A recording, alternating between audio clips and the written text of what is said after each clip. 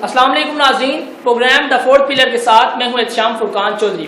ناظرین، کورونا کے پیش نظر ایک بار پھر تعلیمی اداروں کو بند کر دیا گیا۔ کیا وجہ ہے حکومت کے پاس تعلیم کے لیے کوئی مستند پالیسی کیوں نہیں؟ کیوں حکومت تعلیمی اداروں کو بار بار بند کر رہی ہے اور کھول رہی ہے؟ کیا تعلیم کے لیے یہ سب چیزیں بہتر ہیں؟ کیا ایجوکیشن پہ حکومت کے پاس کوئی مستند پالیسی نہیں؟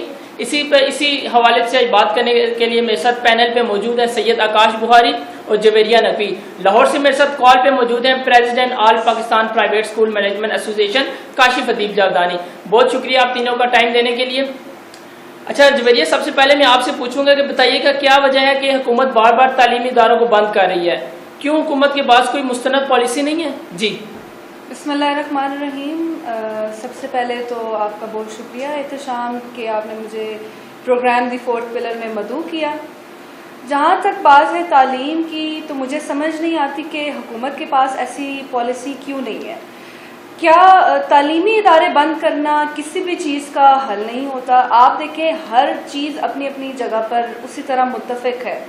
ریسٹورنٹس اوپن ہیں، شادی ہال اوپن ہے، حتیٰ کہ وہاں پہ 300 لوگ بیٹھنے کی اجازت بھی ہے، لیکن ایک کلاس روم میں 15 بچے بیٹھنے کی اجازت نہیں ہے۔ کاروباری مراکز اوپن ہے، سب کچھ اپنی اپنی جگہ پہ نا اسی طرح ہے، لیکن حکومت کے پاس ایسی پالیسی نہیں ہے کہ ایک کمرے میں 20 بچے بٹھا کر ان کو تعلیم دی جائے۔ حکومت کی پالیسی کے مطابق آپ دیکھیں کہ انہوں نے اب سارے کالجز مراکز تعلیمی مراکز بند کر دیے ہیں اور آن لائن کلاسز پہ زور دیا ہوا ہے۔ آپ مجھے بتائیں کہ ایک بچہ آن لائن کلاسز جو لے گا، اس کے پاس سب سے پہلے موجود ہونا چاہیے سیل فون، دوسرا اس کے پاس ہونا چاہیے انٹرنیٹ ڈیٹا۔ آپ مجھے بتائیں، جو والدین بمشکل فیسز پے کر رہے ہیں، وہ اپنے بچوں کو سیل فون اور ڈیٹا وغیرہ کہاں سے پورا کریں گے؟ کہا جاتا ہے کہ کسی بھی ملک کو تباہ کرنے کے لیے اس کی تعلیم کو ختم کر دینا چاہیے، اور میرے خیال سے میں یہ سمجھتی ہوں کہ ہمارے پہ یہ مثال بالکل پرفیکٹ بیٹھ رہی ہے۔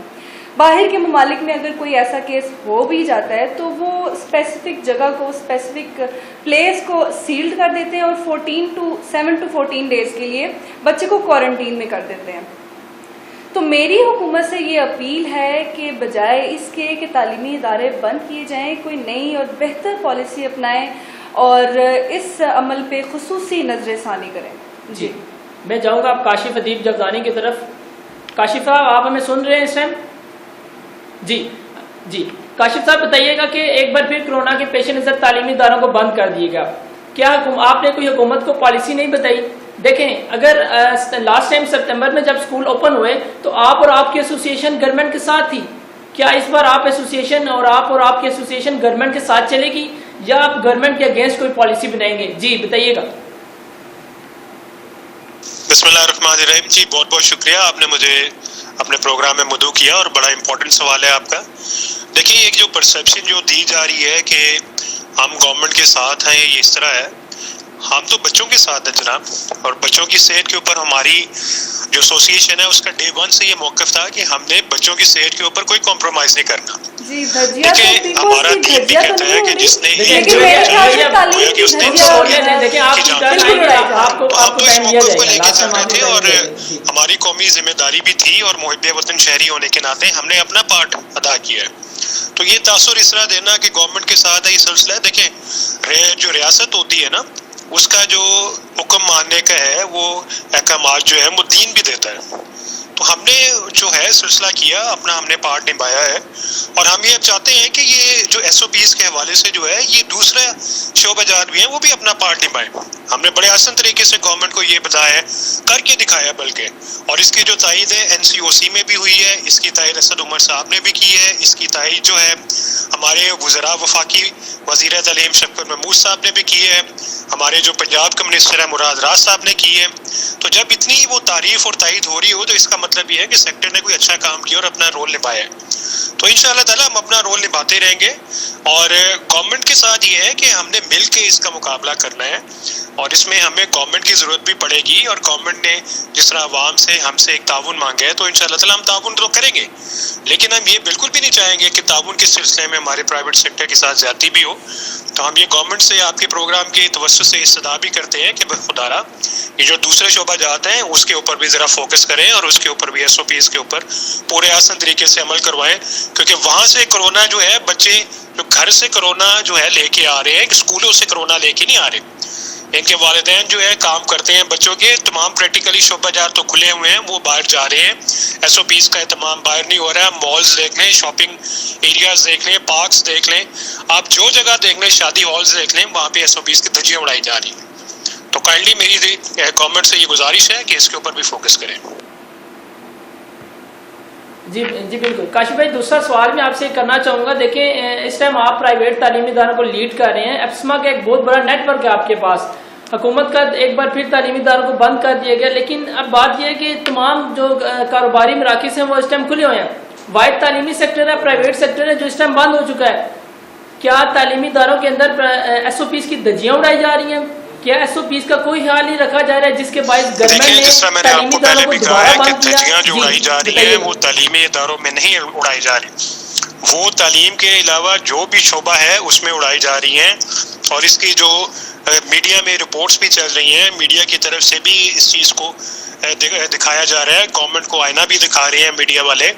اور اگر آپ عام خود پبلک دے کے نکل جائیں تو دیکھیں باہر تو کس طرح کا سلسلہ کیا ہے. تو ہم نے تو گورنمنٹ سے استدعا کی ہے کہ خدا را کہ یہ اس کے اوپر یہ پابندیاں لگائیں.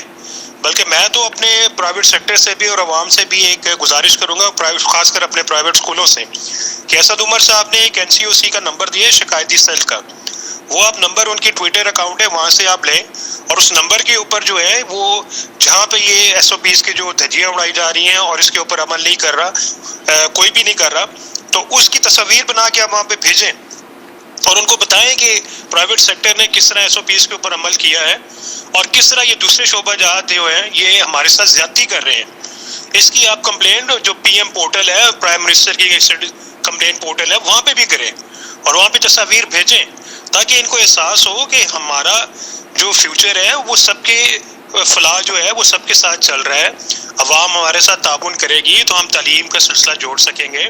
عوام اگر نہیں کرے گی, اپنے بچوں کا خیال نہیں کرے گی, اگر والدین جو ہے, خاص کر جو والد ہیں جو اپنی کمائی کا ذریعہ کرتے ہیں, جس طرح ان کی کمائی ہوتی ہے, اگر وہ باہر جا کے اپنا وہ سلسلہ کر رہے ہیں اور لیکن اس کے اوپر SOPs کے اوپر عمل نہیں کر رہے, تو وہی تو جناب باہر سے لے کے گھروں میں آ رہے ہیں, اور جب گھر میں لا رہے ہیں تو اس کا مطلب یہ ہے کہ کرونا جو ہے وہ تو باہر سے آ رہا ہے, اسکولوں سے کہاں سے آ رہا ہے. تو میں آپ سے گزارش کروں گا, پھر میں آپ سے گزارش بارہا دفعہ میں نے گزارش کی ہے, اور آج کل ہم نے یہ ایک سلسلہ بھی شروع کیا اپنے پرائیویٹ سیکٹر کو. ہم نے کہا ہے کہ جو ہمارے ایجوکیشن منسٹر مراد راز صاحب نے بھی یہ کہا ہے کہ اسکول بند کرنے کا کوئی فائدہ نہیں ہے جب تک دوسرے شعبہ جات بند نہیں ہوں گے. ہم بھی اس کے اوپر کھڑے ہوئے ہیں, دوسرے شعبہ جات کو بھی بند کیا جائے, SOPs کے اوپر عمل کیا جائے, اور اگر بند نہیں کرنا تو کم از کم اتنی سختی تو کی جائے کہ لوگوں کو ایک ڈر ہو کہ ہم نے یہ اس کے اوپر عمل کرنا ہے اپنی جان کے لیے بھی اور اپنے بچوں کی جان کے لیے. پوائنٹ آگے آپ یہ کہنا چاہ رہے ہیں کہ دھجیاں جو ہیں تعلیمی اداروں میں نہیں بلکہ کاروباری مراکز میں اڑائی جا رہی ہیں, حالانکہ تعلیمی اداروں کو بند کرنا یہ کوئی مستند ڈال نہیں ہے. تو میرے ساتھ جی کاشف بھائی آپ کا پوائنٹ آگے, میرے ساتھ پینل میں اور لوگ بھی موجود ہیں.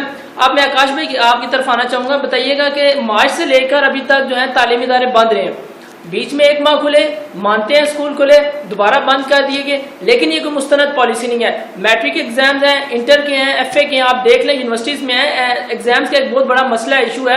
تو کیا ہوگا آگے, کچھ سمجھ نہیں آیا, کیا منطق ہے گورنمنٹ کا؟ جی دیکھیے چودھری صاحب, سب سے پہلے تو گورنمنٹ کی اور جو ایجوکیشن منسٹری ہے اس کی سب سے بڑی نااہلی ہے.